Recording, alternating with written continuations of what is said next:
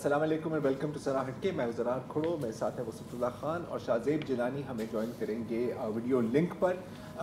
Programme का आगाज़ करते हैं ज़लज़ले की ख़बर से। आपको पता है कि कुछ देर कबल ही इस्लामाबाद में बहुत शदीद ज़लज़ले के झटके महसूस हुए हैं। लाहौर तक भी झटके महसूस हुए, बल्कि भारत तक भी झटके महसूस हुए हैं। पाकिस्तान मीटियोलॉजिकल डिपार्टमेंट के मुताबिक ये ज़लज़ले का एपिसेंटर हिंदू कुश रीजन में था, अफ़गानिस्तान में, बिल्कुल पाकिस्तान की सरहद के बराबर। और ये 6.8 का ज़लज़ला था ऑन द रिक्टर स्केल, लेकिन इसकी गहराई 180 किलोमीटर थी। और इसीलिए अल्लाह का करम है कि हमें कोई बहुत ज़्यादा नुकसान की इस वक्त रिपोर्टें नहीं आ रही। मुख्तलिफ रिपोर्टें आ रही हैं, जैसे कि अभी इफ्तिखार फिरदौस जो सहाफ़ी हैं वो बता रहे थे कि डेरा इस्माइल ख़ान में कुछ दीवारें गिरी हैं, कुछ मकान भी गिरे हैं शायद। लेकिन अभी तक इस्लामाबाद, लाहौर और इस तरह के जो बड़े मरकज़ हैं वहाँ से कोई कैजुअल्टीज़ की रिपोर्ट नहीं आई है। रोड के बंद होने की भी, कलाम रोड के बंद होने की भी खबरें आई हैं, लेकिन काफ़ी जो इस्लामाबाद में लोग हैं, जो हमें रिपोर्ट्स वहाँ से आ रही हैं कि काफ़ी खौफनाक ज़लज़ले थे।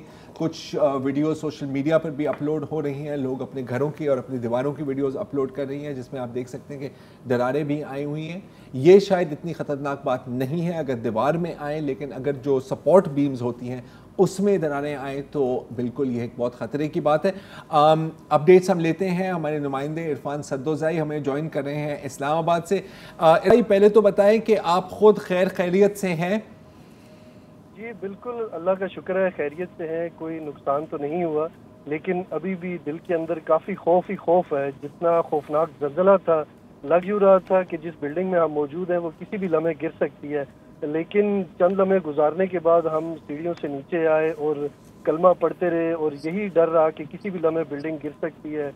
जब तक अंदर बैठे रहे, यकीन करें कि बिल्डिंग कभी एक कोने पे जा रही थी और कभी दूसरे कोने पे। तो हमारे यहाँ तो आपको पता है कोई बिल्डिंग कोड्स उस तरह के हैं नहीं।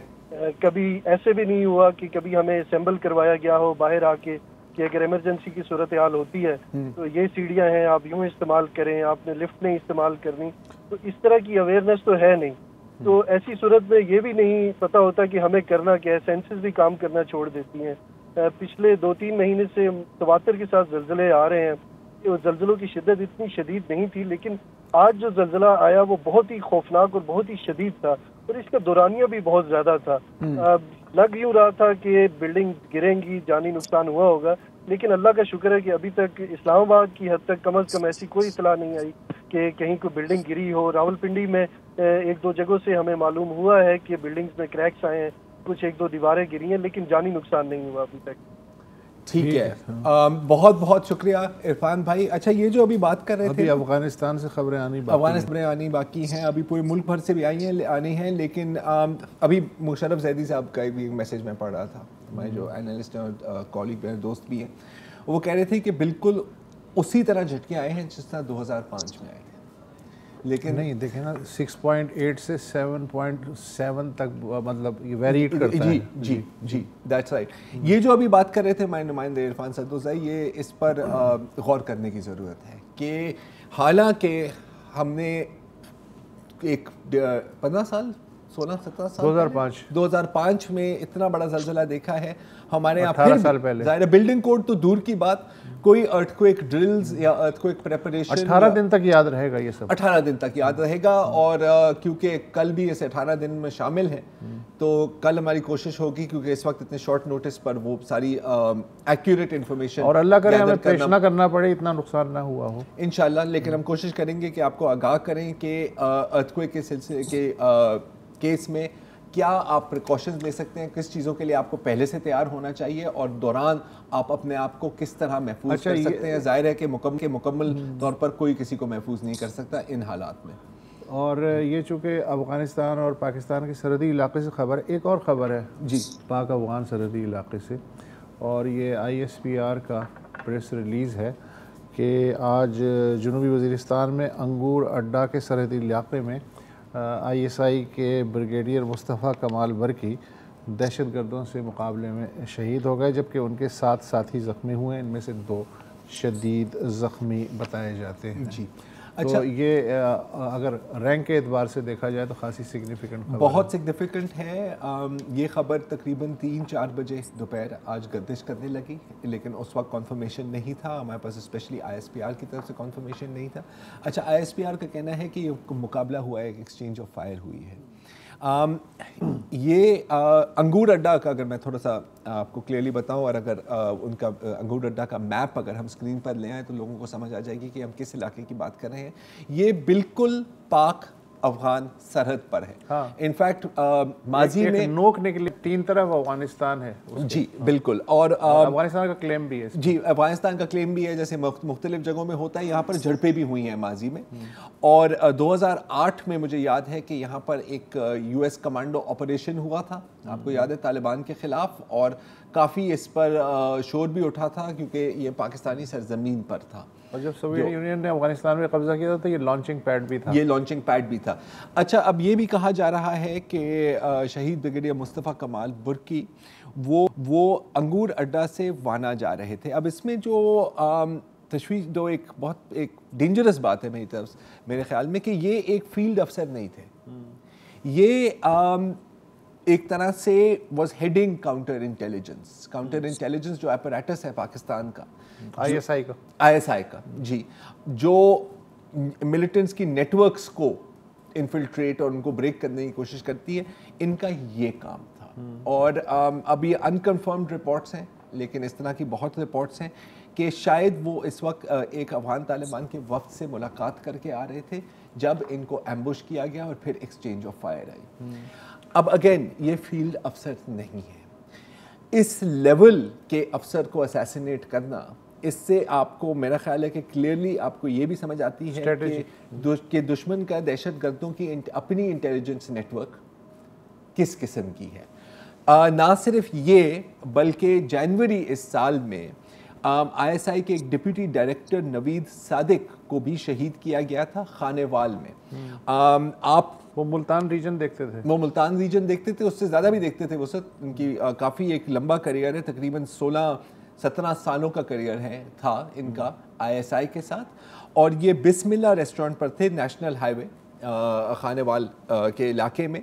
और इतलात के मुताबिक ये अपनी एक सोर्स से वहाँ पर मिल रहे थे, ये थे और उनके साथ उनके एक साथी थे। और सोर्स से मिलने के बाद जब वो उठे तो उसने बंदूक निकालकर इन दोनों को, सोर्स नहीं, दैट इज द रिपोर्ट। अच्छा, उस वक्त पहली जिम्मेदारी कबूल की थी एक, उस वक्त इस ग्रुप का नाम किसी ने नहीं सुना था, लश्कर खुरासान। और फिर बाद में तालिबान ने कहा कि नहीं, ये हमारा, TTP ने कहा कि नहीं, ये हमारे स्पेशल स्क्वाड का काम है। लश्कर खुरासान लगता है कि एक स्पेशलाइज्ड ग्रुप या एक सब ग्रुप है तहरीक तालिबान का, जो इस तरह के असैसिनेशंस करते हैं। इसमें हमें और कुछ नहीं तो ये समझ में आता है कि TTP के क्लियर टारगेट्स वो इदारे हैं और वो शख्स हैं जो इनके खिलाफ ऑपरेशंस कर रहे हैं। अच्छा, एक और स्ट्रेटजी है, मुझे एक एलिमेंट ये नज़र आता है, जैसे वो पेशावर में पुलिस लाइंस की मस्जिद का धमाका था, उसमें 100 से ज़ायद पुलिस वाले शहीद हुए थे, वो तो चले एक सुसाइड अटैक था, लेकिन अगर वो इस तरह के टारगेट ज़ाहिर है बहुत कम हाथ आते हैं कभी कभी जी, इतने बड़े टारगेट। लेकिन इसका ये मतलब नहीं है कि वो स्कोर पूरा नहीं हो रहा। 2, 3, 5, 6 रोज़ाना कहीं ना कहीं ये सिलसिला जो है वो हो रहा है, और उसमें दहशतगर्दी मर रहे हैं, ये जो एंटी टेररिस्ट एलिमेंट जो स्क्वाड है हमारे, वो भी उनको भी नुकसान हो रहा है। जैसे आज ये ख़बर इसके साथ आई कि डेरा इस्माइल ख़ान का जो इलाका है कुट्टी, वहाँ एक चेक पोस्ट पे हमला हुआ था जिसमें 3 फ़ौजी जो हैं वो शहीद हुए, हवालदार अजहर इकबाल, नायक मोहम्मद असद और सिपाही मोहम्मद ईसा, और 3 दहशतगर्द के हलाकत की भी इत्तलात हैं।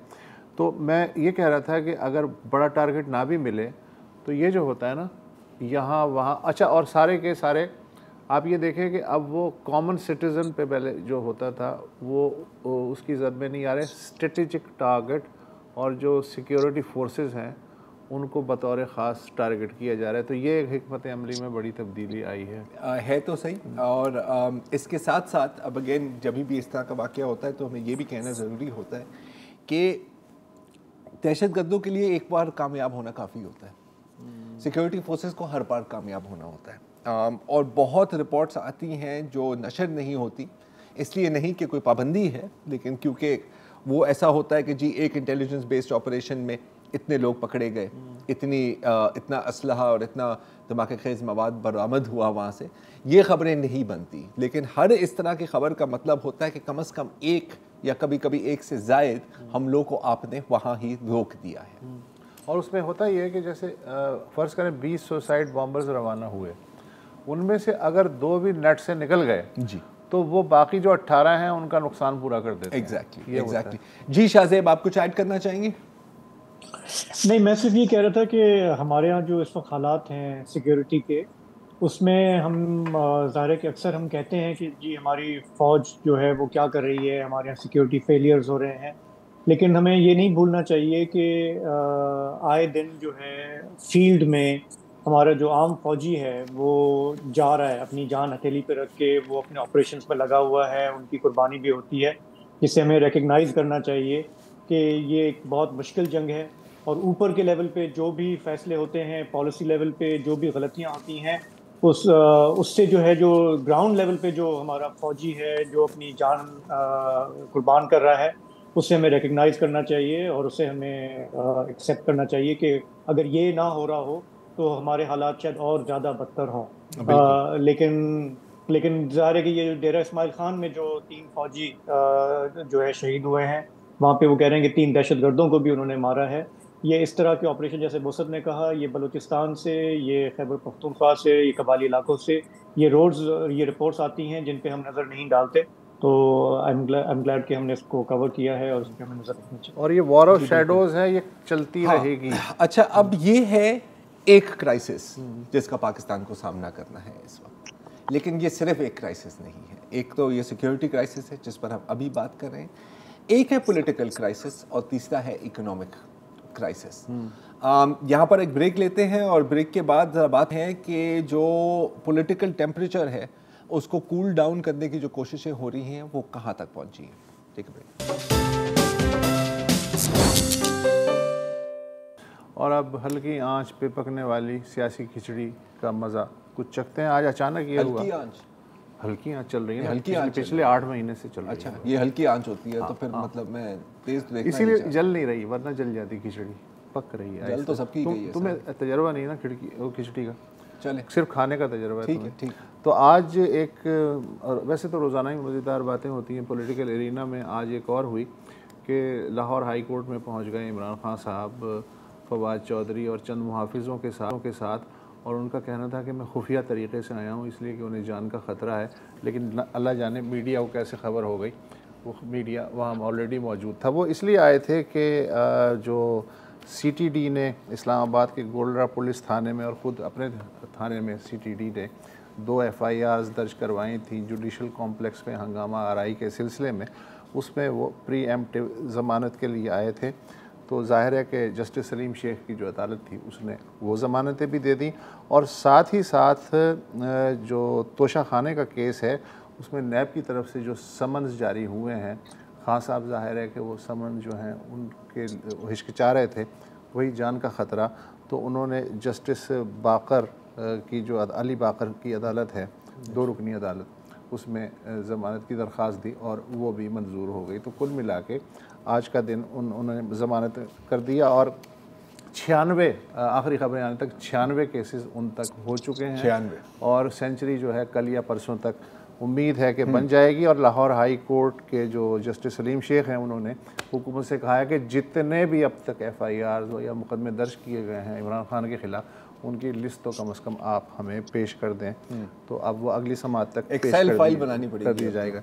दूसरी जानिब कल हमने तस्करा किया था कि सिविल सोसाइटी जो है कोई भी आगे नहीं आ रहा कि इस आग को कैसे बढ़ने से रोका जाए। तो सिविल सोसाइटी के सरकर्दा लोग जो हैं वो सामने आए थे, कल हमने उसका तस्करा किया था। और आज से सिविल सोसाइटी की सरकर्दा शख्सियात ने, गोया 9 रुकनी वफ़द ने खान साहब से जो है वो वहाँ ज़मान पार्क में मुलाकात की। इसमें इम्तियाज़ आलम, हुसैन नकी, मुजीबुर रहमान शामी, सोहेल वड़ाइच और दीगर लोग शामिल थे। कुल एडवोकेट सबात रिजवी साहिबा भी थी और बहुत हाँ, तो ये 9 लोग थे कुल मिला के। और उन्होंने जनाब खान साहब से कहा कि थोड़ी सी ठंडी गुफ्तगू अगर हो जाए और टेम्परेचर कम करने के लिए आप हमसे ताउन करें, और हम ऑल पार्टीज़ कॉन्फ्रेंस कराने को भी तैयार हैं, दूसरों से भी हम रब्ता कर रहे हैं, तो कम से कम बात तो शुरू की जाए, उसके बाद देखते हैं कि क्या होता है। तो अपेरेंटली खान साहब ने कहा कि हमें कोई एतराज़ नहीं है, आपका जो इंटेंशन है हम उसे अप्रिशिएट करते हैं। इम्तियाज़ आलम उस वक्त में मौजूद थे, तो ज़रा खोड़ों ने शाम को उनसे जब वो ज़मान पार्क से बाहर निकले कि भाई साहब क्या हुआ अंदर, तो उन्होंने कुछ तफसीलात दी हैं, आप भी सुन लीजिए। देखिए, इमरान खान साहब ने अपनी जो एप्रीहेंशंस हैं, कंसर्न्स हैं, जो उनकी तशवीश है, उससे हमसे शेयर की। एक तो वो कहते हैं कि उनकी जान को ख़तरा है, और दूसरा वो ये कहते हैं कि उन्हें डिस्क्वालीफाई करने की कोशिश हो रही है, उनके खिलाफ केसेस हो रहे हैं और उनकी आज़ादी कर्टेल हो रही है। काफ़ी उन्होंने अपने गहरे किस्म की जो उनकी खदशात हैं, शदीद खदशात का इजहार किया। लेकिन जो हमारी तजवीज़ थी, ये जो 100 रुकनी सिविल सोसाइटी का जो ग्रुप बनाया हमने, दी मेडिएटर्स, हमारी तजवीज़ थी कि आप ये जो इंतखाबात से मुतल्लिक सारे मामलात हैं, उसका फ्रेमवर्क और उसकी टाइमिंग, ये सारे एक ऑल पार्टीज कॉन्फ्रेंस में तय करें और सियासतदानों को सियासतदानों से बात करनी चाहिए। और उस एपीसी में जो मामला तय हो, उसका फॉलो अप आप पार्लियामेंट में कर सकते हैं किसी कानून साजी के जरिए, ताकि इसे एक आईनी कवर मिल जाए। उस पर खान साहब ने उसे हमें पूरी तरह से एंडोर्स किया है, अपने हमायत का ऐलान किया है, क्योंकि उनके लिए मुश्किल थी गालिबन, जो मुझे महसूस हुआ कि वो जिस तरह का बयानियां देते रहे हैं कि बातचीत नहीं होगी। लेकिन हाल ही में उन्होंने खुद ही कहा था कि वो बातचीत करना चाहते हैं, किसी से भी बात करने की तैयार हैं। और दूसरा वो कह रहे हैं कि वो तो सिर्फ शफाफ इंतखाबात चाहते हैं। तो इस पर उन्होंने हमें एंडोर्स किया कि वो इस इनिशिएटिव की हमायत करते हैं। तो कम से कम इतनी पेशरफ्त हुई है, और ये भी एक मेरी नज़र में एक खुशाइन बात है। अब इसका जो नतीजा निकलता है सो निकलता है, लेकिन कम से कम कोई ना कोई कोशिश तो कर रहा है।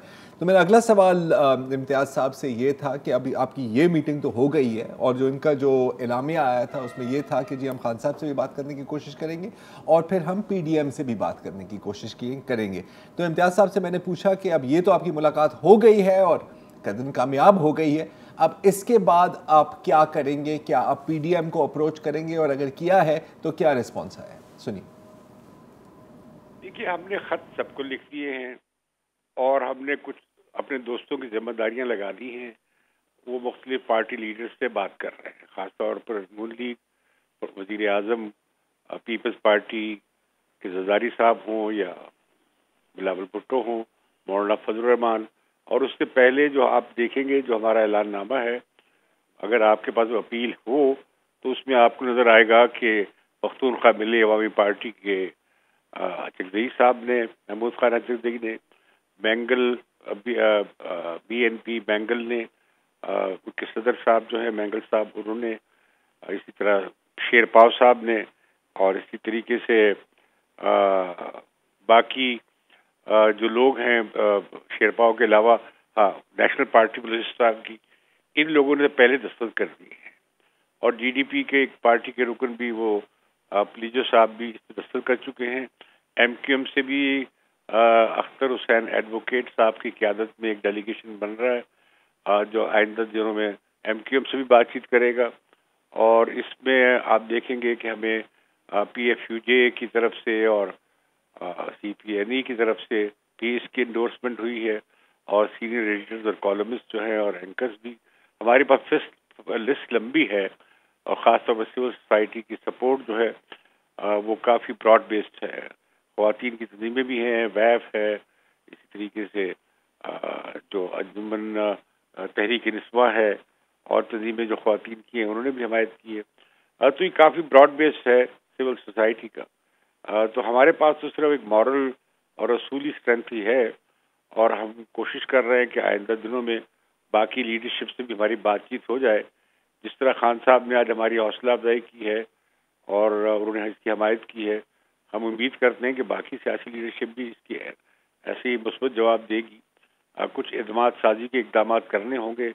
ये जो दफा सरकारी लगाई जाती है, ये दहशतगर्दी के केस बनाए जाते हैं या तशद्दुद हो रहा है सड़कों पर, ये बंद होना चाहिए।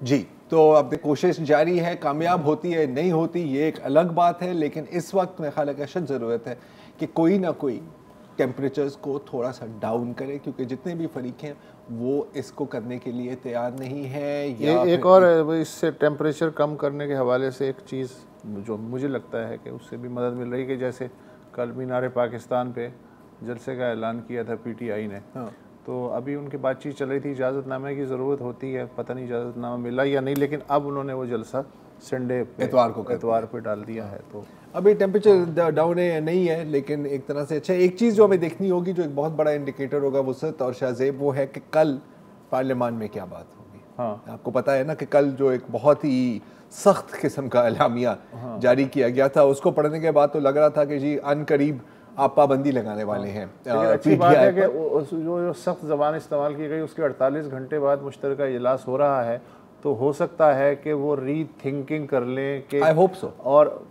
मेरी बड़ी ख्वाहिश है कि वो जो कुछ उनके जहन में है उससे अगर यू टर्न ले लें तो ज़्यादा अच्छा है। कुछ यू टर्न अच्छे होते हैं। हाँ, वक्फा ले लें। जी, वेलकम बैक। ब्रेक पे जाने से पहले आपने देखा कि हमारे यहाँ सिविल सोसाइटी ने ये अब जिम्मा लिया है कि इमरान खान साहब और पीडीएम हुकूमत कशीदगी के जिस पेड़ पे चढ़ गए हैं उन्हें नीचे कैसे उतारा जाए। और इस सिलसिले में सिविल सोसाइटी के अरकान ने ज़मान पार्क में इमरान खान साहब से आज मुलाकात की। उसके बाद जो तफसीलात सामने आई हैं उसमें जो एक अच्छी खबर है, मुस्बत खबर है, वो ये कि इमरान खान साहब ने उन्हें यकीन दिलाया है कि अगर कुल जमाती कॉन्फ्रेंस होती है तो पीटीआई उसमें शिरकत करेगी।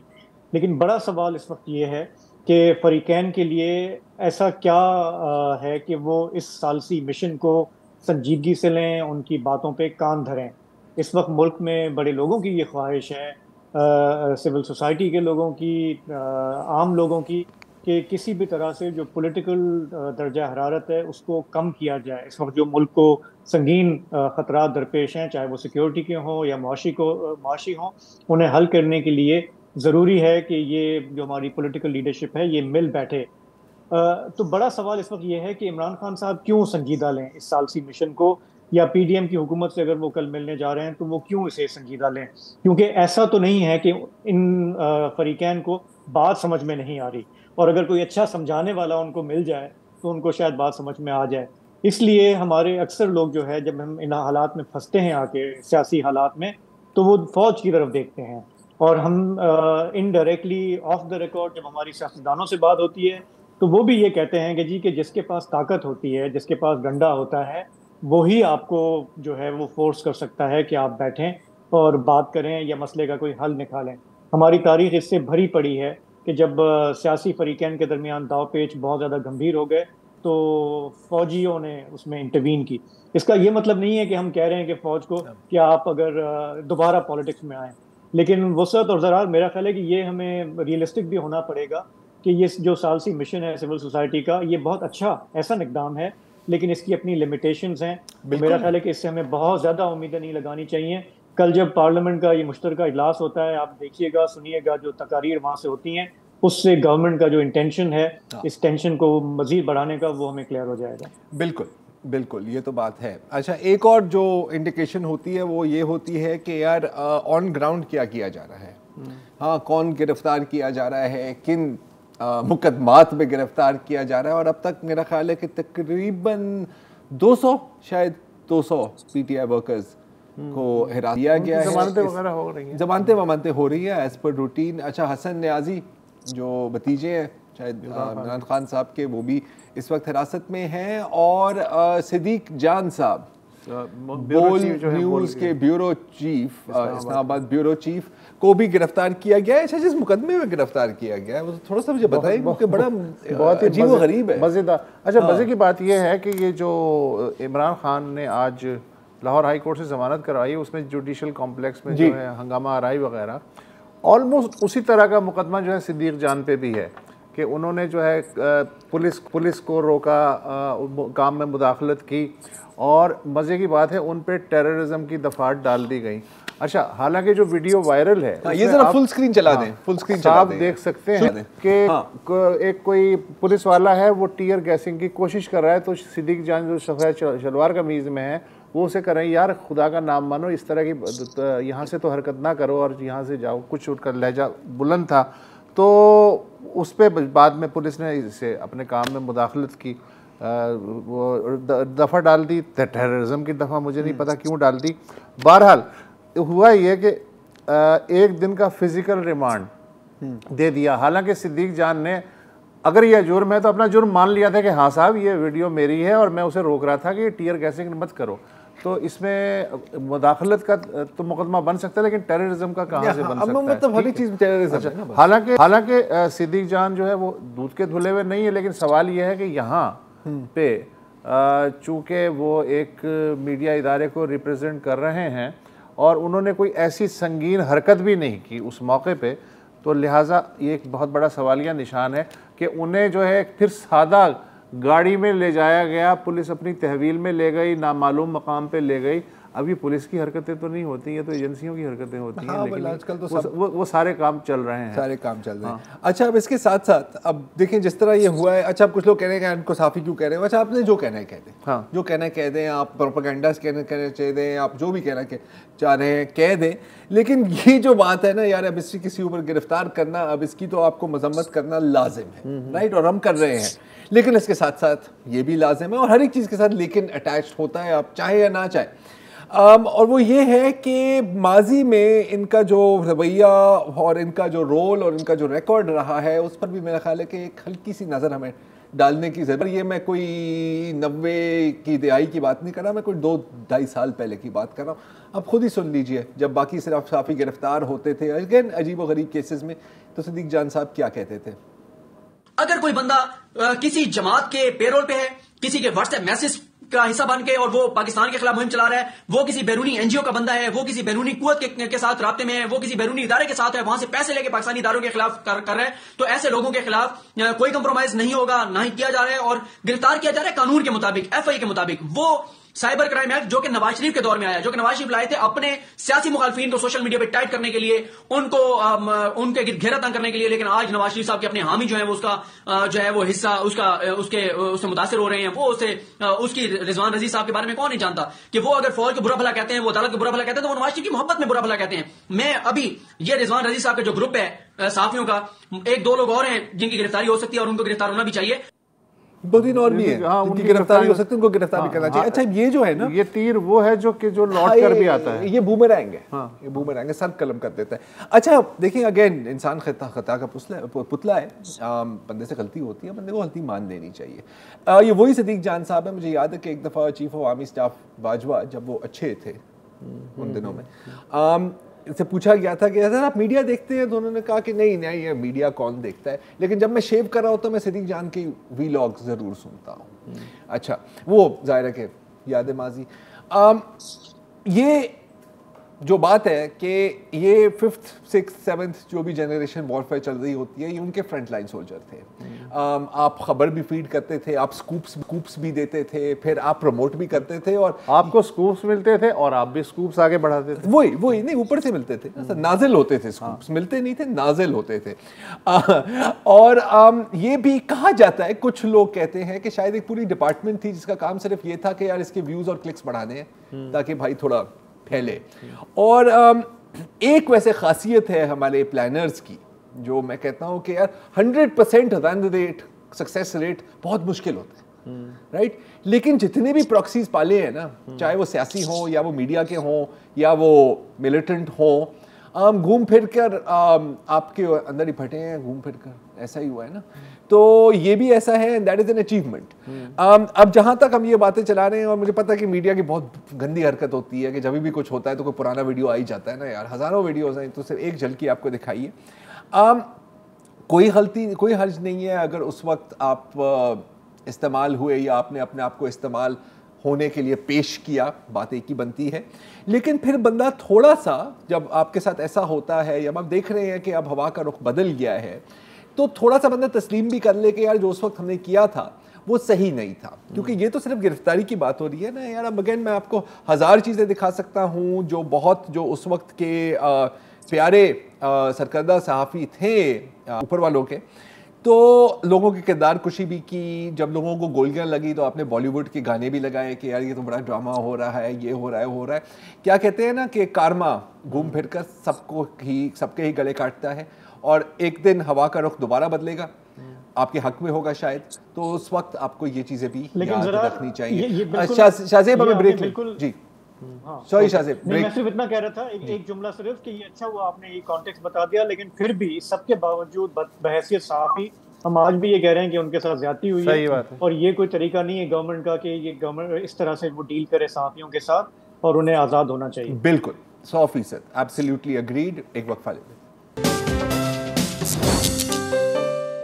Welcome back. अच्छा, अब हुकूमत का मसला ये है कि IMF को भी खुश रखना है लेकिन अवाम को भी कुछ रिलीफ देनी है। तो इस सिलसिले में वज़ीर आज़म शहबाज शरीफ ने कुछ रोज़ कबल एक ऐलान किया कि अब हम गरीब तबकात के लिए या कम आमदनी वाले तबकात के लिए हम पेट्रोल की सब्सिडी देंगे, और मतलब कि छोटी गाड़ियाँ, मोटरसाइकिल, रिक्शे और छोटे पिकअप वालों को सस्ता पेट्रोल मिलेगा, और जो बड़ी गाड़ियां चलाते हैं उनको ज़्यादा महंगा पेट्रोल लेना पड़ेगा। अब बज़ाहिर तो ये लगता है कि कोई बहुत रॉबिन हुड टाइप स्कीम है और अच्छी बात है, लेकिन क्या वाकई ऐसा है? क्योंकि आपको पता है कि IMF सब्सिडीज़ को ज़्यादा पसंद नहीं करती। ये 2021 में भी कुछ ऐसा हुआ था, याद है आपको? तो हमारे साथ अभी हैं अमार खान साहब, और वो थोड़ा सा आपसे ही पूछेंगे अमार के ये ऐसा ही है जैसे हमें लग रहा है कि गरीब के जेब से पैसे निकल अमीर के जेब से पैसे निकल के गरीब की जेब में जाएंगे, या कुछ दाल में काला भी है यहाँ पर? जी अमार। जी, बेसिकली दाल में काला ही है यहाँ पे, क्योंकि उसमें होता ये है कि अगर आप किसी चीज़ को सब्सिडाइज करते हैं, क्रॉस सब्सिडी भी करते हैं, आपने लेट्स से किसी अमीर से लेके गरीब को दे दिए, तो आपने एक कमोडिटी की 2 प्राइजेस कर दी हैं। यानी कि एक जो स्टैंडर्ड कमोडिटी है, खाम तेल है या वो पेट्रोल है, उसको जो है आपने 2 कीमतें कर दी। अब होगा ये कि अगर एक बंदा 350 रुपये का पेट्रोल ले रहा है, दूसरा जो वो 250 रुपये का ले रहा है, तो जो 250 रुपये वाला है वो दूसरे बंदे को 300 रुपये बेचने को तैयार हो जाएगा, तो आपने एक पैरेलल मार्केट इसकी क्रिएट कर देंगे। तो वैसे ही हमारी एक बहुत अनडॉक्यूमेंटेड इकोनॉमी है, इससे ये एक पैरेलल मार्केट या अंडरग्राउंड मार्केट पेट्रोल की भी हमें क्रिएट कर। अच्छा अमार, इस मामले में आपसे ये जो मुसद्दिक मलिक से यही सवाल पूछा गया, तो उन्होंने कहा कि 21 लीटर की हद होगी, महीने में कोई ले सकेगा, ऑन एन एवरेज रोज़ाना 1.5 से 2 लीटर पेट्रोल से हम ज़्यादा नहीं देंगे रियायती नरखों पे, लिहाजा और उनके ज़हन में भी ये खदशात थे कि ये कहीं बेचना ना शुरू कर दें।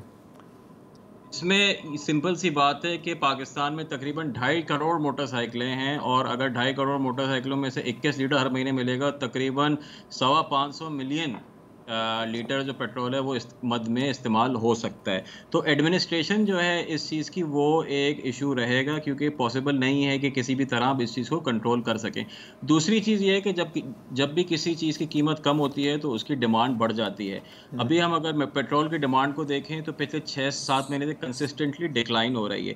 जैसे ही कीमत कम होगी उसमें डिमांड भी बढ़ जाएगी, जब डिमांड बढ़ेगी तो इसमें उसकी सब्सिडी की रिक्वायरमेंट भी बढ़ जाएगी। और एक और चीज़ ये होगी, डिमांड बढ़ने से हमें और ज़्यादा ऑयल इंपोर्ट करना पड़ेगा। मैं और आप हम सब जानते हैं कि पाकिस्तान के पास इतने डॉलर मौजूद नहीं है कि वो तेल या कोई और चीज़ इंपोर्ट कर सके, तो इस मद में हमें और ज़्यादा पेट्रोल इंपोर्ट करने की जो है रिक्वायरमेंट आ जाएगी, जबकि हमें अभी जो है कम से कम इंपोर्ट करने की ज़रूरत है चीज़। अच्छा अमार, 2 सवाल मैं जल्दी से पूछूंगा। क्या इसका मतलब है कि IMF को हम खुदा हाफिज कह चुके हैं? बिल्कुल ऐसा ही है। ये IMF कभी भी इस चीज़ पे अग्री नहीं करेगा। ये जो प्लान है, IMF किसी भी किस्म की एनर्जी सब्सिडी से अग्री नहीं करता, तो इसका मतलब यही है कि खुदाफिज कह चुके हैं, या हुकूमत खुदाफिज कह रही है या IMF। लेकिन हुकूमत कह रही है सब्सिडी नहीं है, वो मुझसे 100 रुपये लेके और गरीब आदमी को 50 रुपये में पेट्रोल दे रही है, ये सब्सिडी नहीं है। बिल्कुल ऐसा ही है, सब्सिडी नहीं है, मगर ये इवेंचुअली सब्सिडी बन जाती है, क्योंकि इसका जो इम्पैक्ट होता है, जैसे मैंने फरमाया कि जब कीमत नीचे होती है डिमांड बढ़ जाती है, तो इनको और कहीं ना कहीं से पैसे अरेंज करने पड़ेंगे। ये अभी लीनियर केस में चलने के लिए डिमांड यही रहेगी, मगर जब भी किसी चीज़ की कीमत कम करेंगे डिमांड बढ़ जाएगी, तो आपको और पैसों की मतलब इलास्टिसिटी जिसको कहते हैं। अच्छा, मैं इसमें अब लोगों को बोर्ड नहीं करूंगा। यह एक आखिरी सवाल ये है कि अब आपने भी इसके ऊपर ज़्यादा कमेंट किया, आपने ट्वीट भी की थी इसके ऊपर, और उसके नीचे मैं कुछ रिप्लाईज पढ़ा था और वो कमोपेश ऐसी थी कि यार आपको गरीब लोगों से इतनी नफरत क्यों है? आई मीन अगर गरीब लोगों को रिलीफ मिल रही है तो इसमें क्या हर्ज है। तो आपसे मेरा ये सवाल है कि अगर रिलीफ ही देनी थी, और हम मानते हैं कि रिलीफ देनी थी, कोई बेहतर तरीका है रिलीफ देने का? देखें, यही चीज़ हमने आज से तकरीबन कोई 15 महीने पहले जनवरी 2022 में करी थी कि हमने पेट्रोल सस्ता कर दिया था, इंटरनेशनल मार्केट में महंगा था। उस पॉलिसी डिसीजन की जो और बहुत सारे दूसरे जो डिसीजन हैं उनके जो है अभी तक हम भुगत रहे हैं उसकी फिस्कल कॉन्सिक्वेंसेस। इसमें भी यही होगा कि आप सस्ता तो कर देते हैं, मगर सस्ता करने के लिए आपने कहीं ना कहीं से आपके पास पैसे होने चाहिए, तो वो नहीं कर पाते। इसका आसान तरीका ये होता है कि जो भी एहसास प्रोग्राम के थ्रू, BISP के थ्रू जो बेनिफिशरीज हैं, आप डायरेक्ट उनको पैसे ट्रांसफ़र कर दें, उनके वॉलेट में, उनके अकाउंट में पैसे ट्रांसफ़र कर दें। ये एक मैकेनिज्म हमारे पास मौजूद है। उससे ये होगा जिसको जो चीज़ चाहिए वो इस्तेमाल कर सकेगा। सिर्फ पेट्रोल की मत में नहीं, अगर किसी को खाना लेना हो खाने ले ले, किसी और चीज़ के लिए इस्तेमाल करना है वो कर ले। State should not be in the business कि वो डिसाइड करे कौन कितनी चीज़ इस्तेमाल करेगा और किस प्राइस पे इस्तेमाल करेगा। बहुत बहुत शुक्रिया अमार। और अब अच्छा, ये जो शौक है ना, शौक, हाँ, अच्छा, यही PDM थी जो कह रही थी कि पिछले साल खान साहब ने जो पेट्रोल की कीमत फ्रीज कर दी थी ना, फरवरी में, इंतकाम लेने के लिए कि अच्छा बच्चों मुझे तुम निकाल रहे हो ना, अगले महीने में तुम्हारे साथ वो हाथ करके जा रहा हूँ, तो फ्रीज करके चले गए थे। उसी की वजह से IMF पटरी से उतर गया था। इनको जो शौक है, मसलन मैं देखता आ रहा हूँ 90s से येलो कैब स्कीम। जी सर। आज हर टैक्सी, हर आदमी येलो कैब चला रहा है, खुशहाल हो चुका है। इसी तरह इन्होंने सस्ती रोटी, वजीर आला शहबाज शरीफ जो हैं, सस्ती रोटी के लिए अरबों रुपए तंदूर में डाल दिए। आज हर आदमी जो है, आपको पता है कि सस्ती रोटी खा रहा है और उसकी रेट कहाँ तक पहुँच गए हैं। फिर 2018 के इलेक्शन से पहले मिफ्ता भाई जो हैं, अपने माजरत के साथ, आप वजीर ख़जाना थे, तो आपने जो है इनकम टैक्स की सीलिंग जो है वो स्लैश करके 12 लाख से 6 लाख रुपए कर दी थी, और फिर उसके बाद जो है वो हाथ जोड़ के उसे 12 लाख करना पड़ा था। आपको वो करना पड़ा, उसकी वजह से ज़ाहिर है खुशहाली बढ़ गई। फिर लैपटॉप स्कीम की वजह से आपको पता है खानदगी का, तो ये अच्छा, ये इन स्कीमों का पता नहीं चलता कि आई कहाँ से, अरबों रुपए फूंक दिए और उसके बाद चली गई। मैं आपको इसके साथ भी शायद यही हो। मैं आपको बता सकता हूँ कि येलो कैब स्कीम कहाँ पहुंची। हाँ, कहाँ पहुंची? वो मेरे घर में पहुंची, स्क्रैप यार्ड। नहीं, मेरे घर में पहुंची। मैंने गाड़ी खरीदी थी कई साल पहले, मतलब मैंने तो नहीं खरीदी थी, मेरे पास इतने पैसे नहीं थे, मेरे वालिद साहब ने खरीदी थी।